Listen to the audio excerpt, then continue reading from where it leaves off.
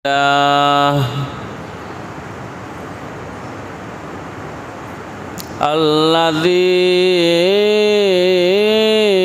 نزل الفرقان على عبده ليكون للعالمين نذيرا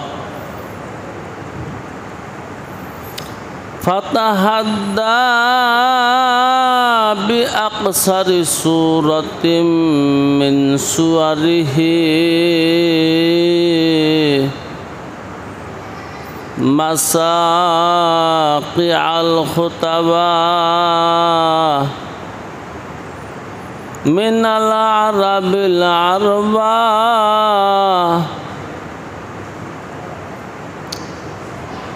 فلم يجد به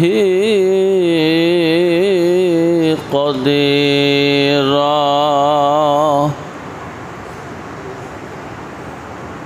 والصلاة والسلام على نبي الله الذي أنزل عليه القرآن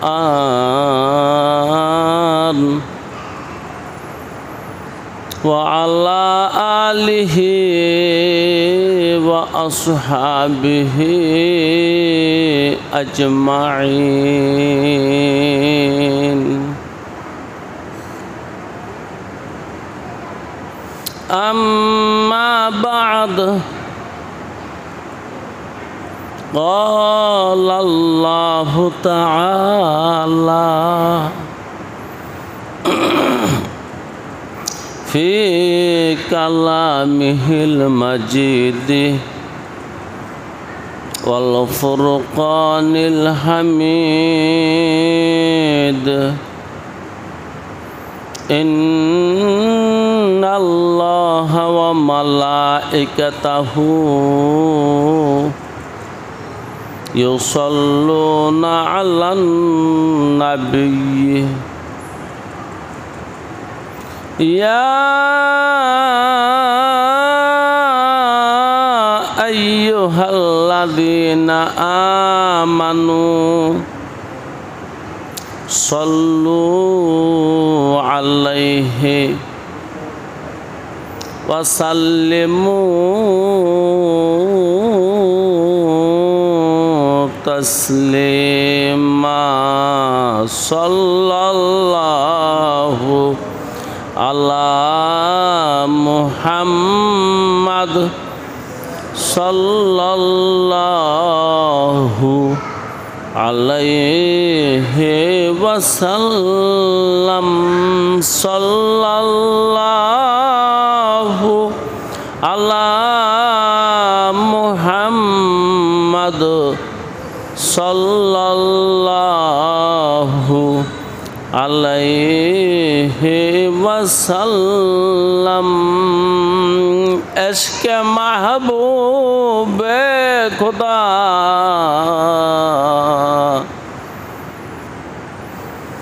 जिस दिल में हासिल नहीं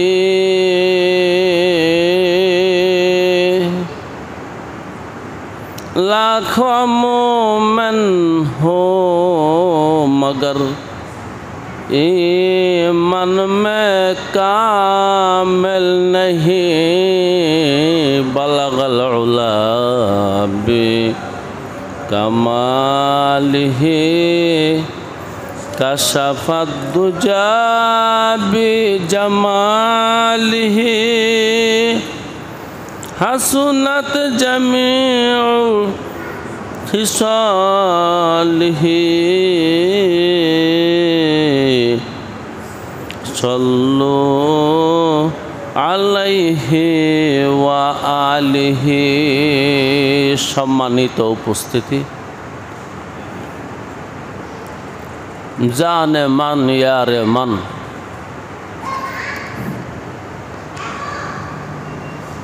लख्त जिगर,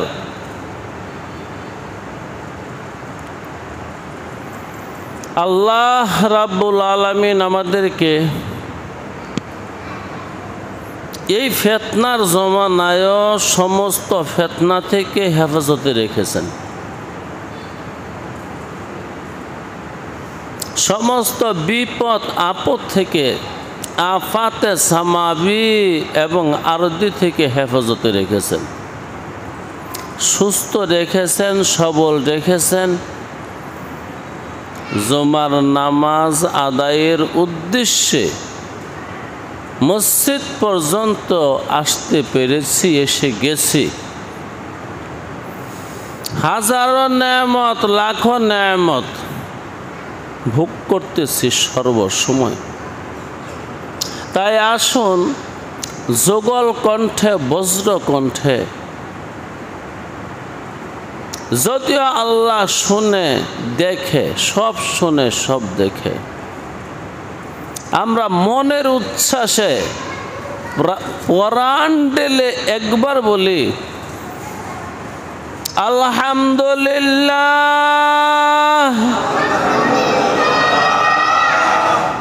দোস্ত, আমি আপনাদের সম্মুখে একটা শব্দ নিয়ে আলোচনা করব। শব্দটা হলো পাক পাঞ্জাতন। আবারও বলে পাক পাঞ্জাতন। এই শব্দটা আপনারা শুনছেন? শুনছেন? জি। এই শব্দটা নিয়ে কিছু কথা বলবো। ওমা তাওফিকি ইল্লা বিল্লাহ, লা ইলমা লানা ইল্লা মা আল্লামতানা, ইন্নাকা আনতাল আলিমুল হাকিম। বেদাত মৌলিকভাবে কি জিনিস? বেদাত হলো যে জিনিসটা শরীয়তের মধ্যে ইবাদত বলে গণ্য না, ওইটাকে পরবর্তীতে কেউ ইবাদত মনে করা শুরু করছে, এটাই বেদাত।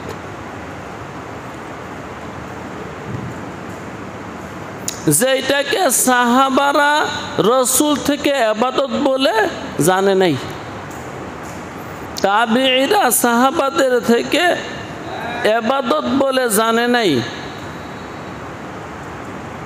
আইম্মায়ে মুজতাহিদিনরা তাদের উস্তাদদের থেকে যেটাকে ইবাদত বলে জানে নাই, এখন আমরা এটাকে ইবাদত মনে করতেছি, এটাই বেদাত। ওই সমস্ত বেদাতের একটা বেদাত হলো পাক পাঞ্জাতন। শব্দটার তর্জমা শুনেন।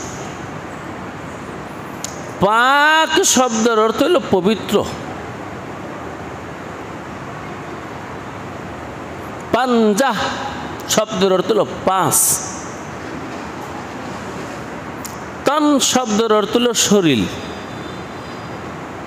এখানে বুঝাইতেছে সে ব্যক্তি।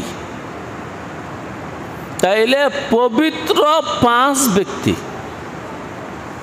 এখানেই সব পেশ। পবিত্র পাঁচ ব্যক্তি, তাদেরকে নিয়ে শিয়া সম্প্রদায়ের বিশাল খেলা। কোন সম্প্রদায়ের? জি। উম্মতের ইত্তেফাক, একমত উম্মত, শিয়ারা কাফের, মুসলমান না তারা। কারণ তাদের এক একটা মতবাদ শুনলে না কোরআন দিয়ে মিলান যায়, না হাদিস দিয়ে মিলান যায়। সমস্যা এখানে। কোরআন হাদিস দিয়ে মিলানো যায় না বলে তারা কোরআন বানায় নিছে। হাদিস দিয়ে মিলানো যায় না, তাই তারা হাদিস বানায় নিছে। তারা যে সমস্ত সূরা তেলাওয়াত করে, এই সমস্ত সূরা এই কিতাবে নাই। আমরা তো বলি 30 পারা, বর্তমান পৃথিবীতে 30 পারা কোরআনের হাফেজ আছে 5 কোটি। আজ থেকে 20 বছর আগে ওআইসির লিস্টিতে ছিল 4.5 কোটি। নতুন লিস্টিতে 50 লক্ষ মানুষ যোগ হইয়া বর্তমান কোরআনের হাফেজ এই পৃথিবীতে তাদের সংখ্যা 5 কোটি। অতএব মুখস্থ বলার আর দলিল ছাড়া বললেই হবে না। এখন তারা বানাইছে কিছু ধর্ম, বানাইলে দলিল লাগবে, এই কোরআনও বানাইছে। এই জন্য তাদের দাবি হলো কোরআন 40 পারা। ওই 10 পারার মধ্যে কি আছে? আছে হযরত আলী রাদিয়াল্লাহু তাআলা আনহুর শানমান, আছে হযরত ফাতেমা রাদিয়াল্লাহু তাআলা আনহার শানমান, আছে হাসান আর হুসাইনের শানমান, যেগুলা জনাবে মুহাম্মদুর রাসূলুল্লাহর জবানে মুবারক দিয়া বের হয় নাই, যেগুলোর কায়েল কথক সাহাবারা নন, তাবিঈরা নন, তবে তাবিঈরা নন। আল্লাহ, এই যে শোনাইলাম পাক পাঞ্জাহতান, 5 জন পবিত্র মানুষ, একজন জনাবে মুহাম্মদুর রাসূলুল্লাহ সাল্লাল্লাহু আলাইহি ওয়াসাল্লাম, আরেকজন জনাবে মুহাম্মদুর রাসূলুল্লাহ সাল্লাল্লাহু আলাইহি ওয়াসাল্লামের মেয়ে ফাতেমাতুজ জাহরা রাদিয়াল্লাহু তাআলা আনহা, আরেকজন হযরত আলী রাদিয়াল্লাহু তাআলা আনহু, আর 2 জন হাসান হুসাইন রাদিয়াল্লাহু তাআলা আনহুমা। এই 5 জনকে নিয়ে তাদের বিশাল খেলামেলা। এই 5 জনকে তারা বলছে পাক পাঞ্জাহতান, এই 5 জন পবিত্র মানুষ।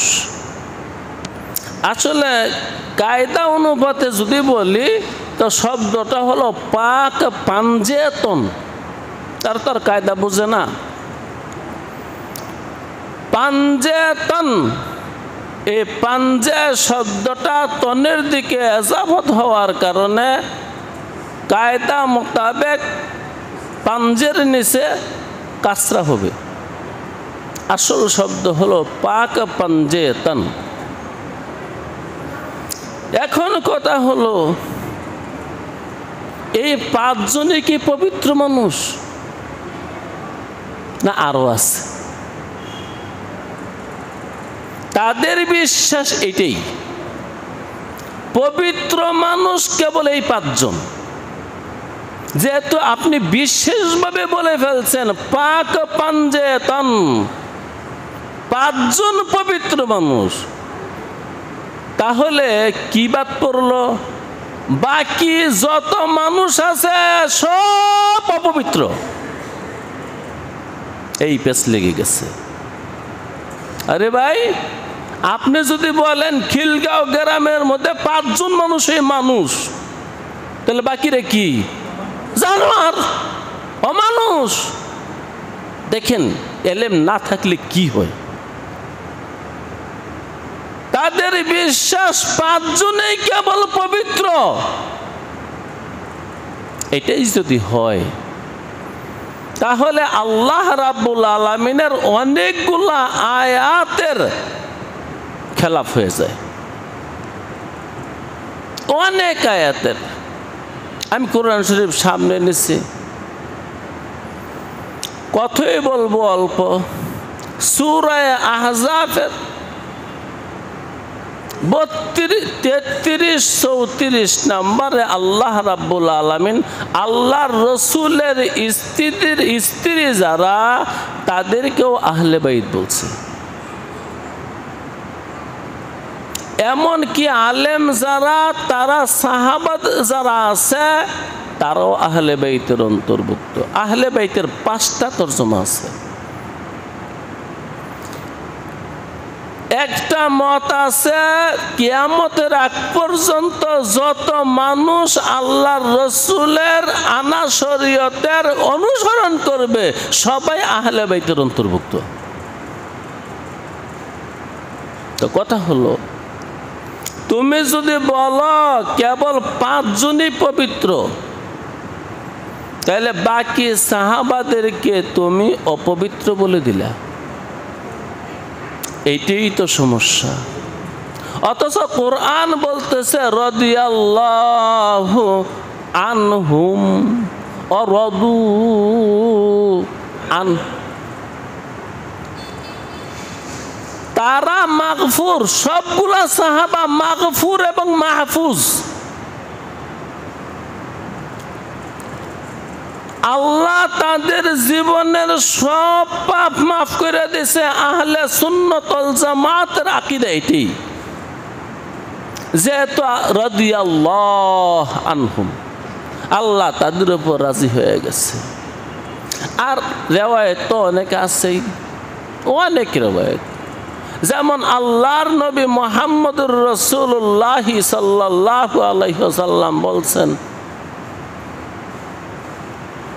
বদরের যুদ্ধে যারা অংশগ্রহণ করছে প্রত্যেকটা মানুষ জান্নাতি।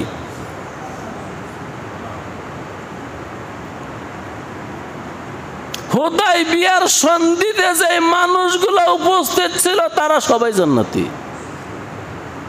এরকম বিশেষ রিওয়ায়াত অনেক আছে। তারপরে আশারায়ে মুবাশশারা 10 জন, ওইটা তো পার্সোনাল ভাবে আছে।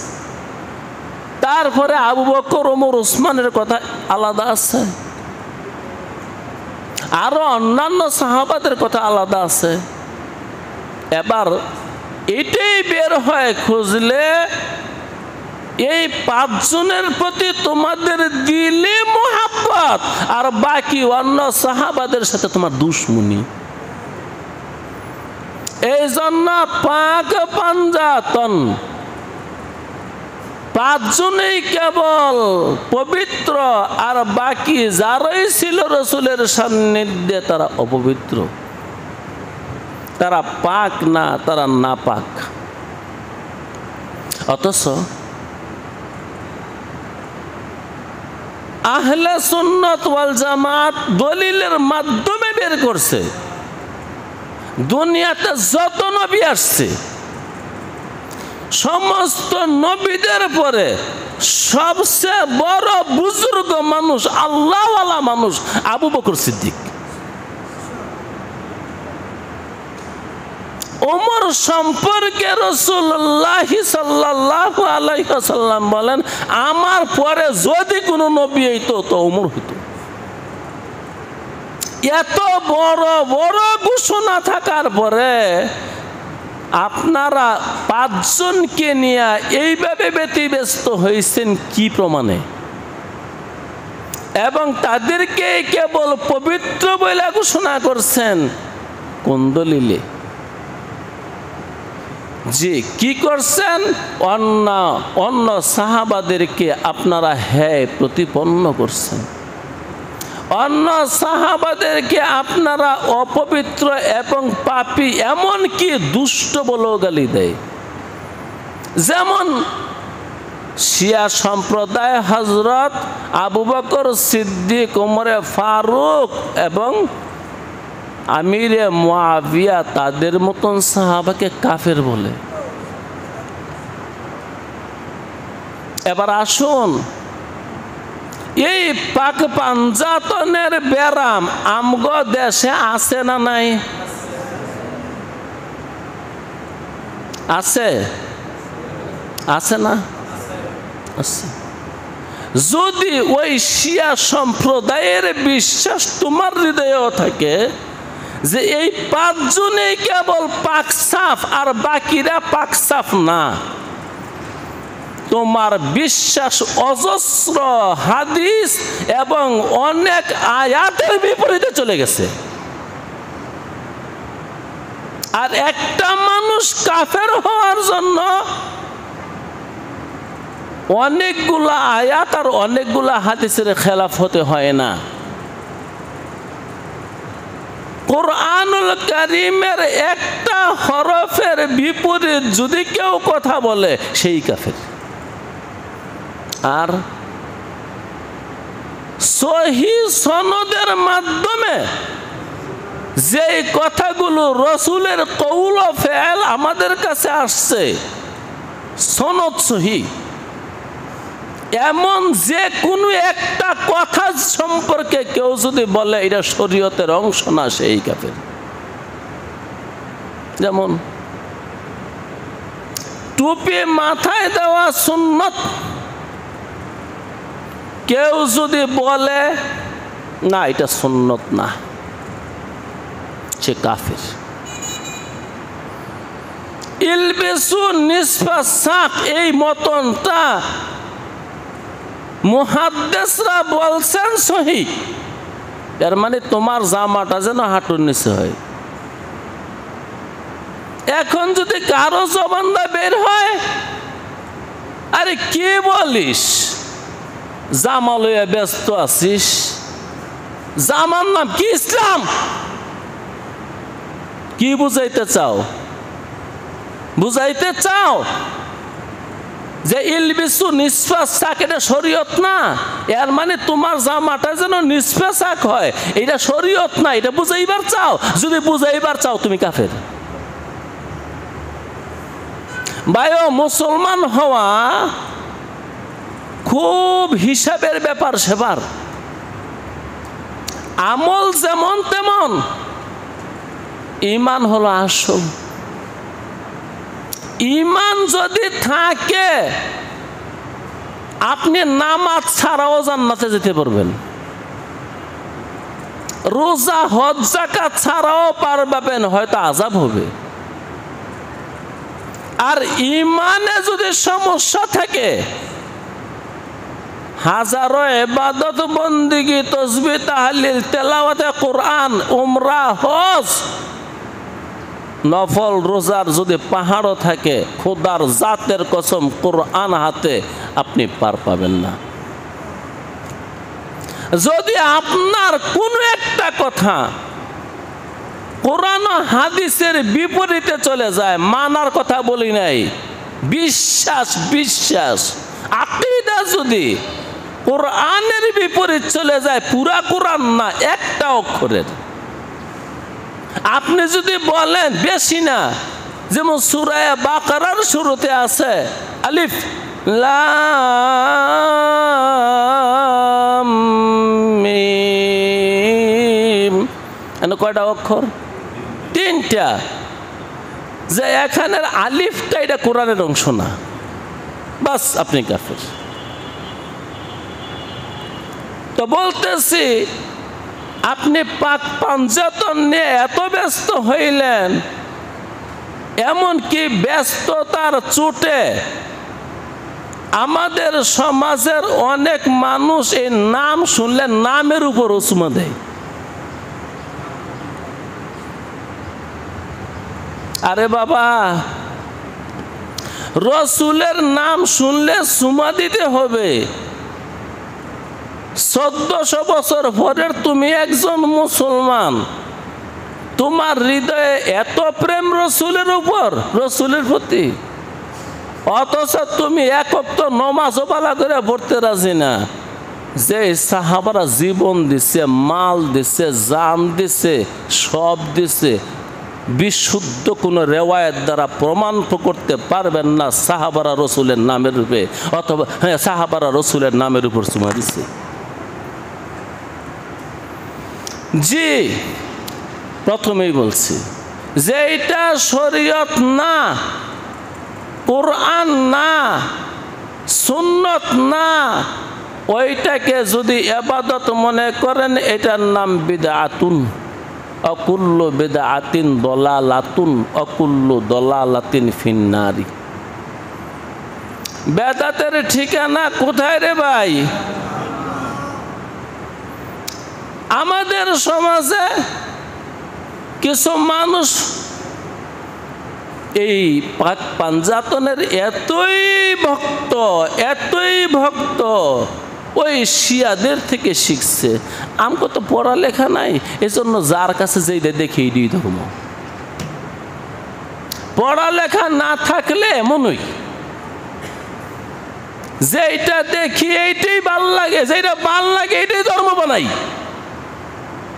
তাই আল্লাহ রাব্বুল আলামিন মুহাম্মদুর রাসূলুল্লাহ সাল্লাল্লাহু আলাইহি ওয়াসাল্লামের কাছে সর্বপ্রথম একটা শব্দ নাজিল করছে, ইকরা। ও দুনিয়ার মানুষ, নামাজ না, রোজা না, হজ না, যাকাত না, মুহাম্মদুর রাসূল কি রাসূল কিনা এটাও পরে তুমি আগে পড়ো। তুমি আগে যে কিতাবটা নাজিল হয়েছে এটা পড়ো। এই জন্য ভাই যারা পড়ে না তারা চোখটা দেখা যেটা ভাল লাগে মনে করে এইটাই ইবাদত, মানে মনের কাছে ভাল লাগলে এটা শরীয়ত বানায় নেই। তো পাক পাঞ্জাতনের নামে আমাদের দেশও এই বেদি ব্যারাম আছে। বিশেষভাবে বৃহস্পতিবার দিন একটা সম্প্রদায় আছে, তারা বাতি ধরায়। একটা পিঁড়ি বা চকির মধ্যে 5টা বাতি ধরায়, 4 কোণার মধ্যে 4টা, মাঝখানে একটা। ওই 5 ব্যক্তির নামে 5টা বাতি ধরাইল। তুমি কি সাহাবাদের চেয়ে বড় আশেক? তারা বাতি ধরাইছে এই 5 জন ব্যক্তির নামে। কোনো প্রমাণ নাই বন্ধু, নাই কোনো প্রমাণ নাই, কোনো প্রমাণ নাই। এখন তুমি বাতি ধরাও কি মনে কইরা? যদি মনে করো বাতি ধরাইলে সওয়াব হবে, তাইলেই তুমি কাফের। বিষয়গুলা ছোট না, এলেম লাগবে বুঝতে। ইসলাম কোনো পারাপারি আর কিলাকিলি অস্ত্র লইয়ার গুলি কইরা বোমাবাজি করে ইসলাম বুঝুন যায় না। ইসলাম বুঝতে হলে লেখাপড়া লাগবে, দিমাগ লাগবে, দিব্যি জ্ঞান লাগবে। গালিগালাজ, হাতাহাতি, দস্তাদস্তি এগুলা করে ইসলাম বুঝতে পারবেন না। অজস্র লেখাপড়ার বিষয়। আল্লাহ, যদি বাতি ধরানো ইবাদত হয়, এই ইবাদত রাসূলুল্লাহ শিখায় নাই, সাহাবারা বলে নাই, করে নাই। তুমি যদি ইবাদত মনে করো, আগেই বলছে এটার নাম বেদাত, আর বেদাতি মানুষগুলো কাফের, আর এই বেদাতিদের ঠিকানা জাহান্নাম। যদি আপনাদের জানা মতে কোনো মানুষ এই পাক পাঞ্জাতনকে নিয়ে এত বাড়াবাড়ি করে, এরকম কর্ম করে, তাদেরকে বুঝিয়ে দিয়েন যে ভাই ইসলাম শিখো, ইসলাম শিখার জিনিস, ইসলামের কিতাব আছে, ইসলামের কিতাব পড়ো, ইসলামের কিতাব পড়ে ইসলামকে বোঝার চেষ্টা করো। দেখেন একটা কথা বলি, কি কথা যে বলে তারা, যারা পাক পাঞ্জাতনকে এত ইজ্জত করে, তাদের একটা কথা বলি, তারা বলে একটা মানুষ সৃষ্টি হয় পাক পাঞ্জাতনকে কেন্দ্র করে। কেমনে? 1 নম্বরে রাসূলুল্লাহ সাল্লাল্লাহু আলাইহি ওয়াসাল্লামের কপালের কিছু অংশ, ফাতেমা রাদিয়াল্লাহু তাআলা আনহার বুকের কিছু অংশ, আলী রাদিয়াল্লাহু তাআলা আনহুর গলার কিছু অংশ, হাসান রাদিয়াল্লাহু তাআলা আনহুর হাতের অংশ, হোসাইন রাদিয়াল্লাহু তাআলা আনহুর পায়ের অংশ দিয়ে একটা মানুষ তৈরি। এরকম অজস্র ব্যাখ্যা তারা করে নিছে, আছে এগুলোর কিতাবাদি বই পুস্তক আছে, এগুলা কেবলই মন গড়া। অতএব আসুন এগুলা বিশেষভাবে এগুলা নিয়ে আমাদের দেশে ব্যস্ত হলো বাউল সম্প্রদায়, এবং বাউলদের মধ্যে অন্যতম ব্যস্ত হলো লালন সম্প্রদায়। একটা কথা বলে শেষ করে দিচ্ছি, দুনিয়াতে এই পর্যন্ত 30 জন মানুষে মিথ্যা নবুয়তের দাবি করছে, তাদের সংখ্যা পরিপূর্ণ হয়ে গেছে।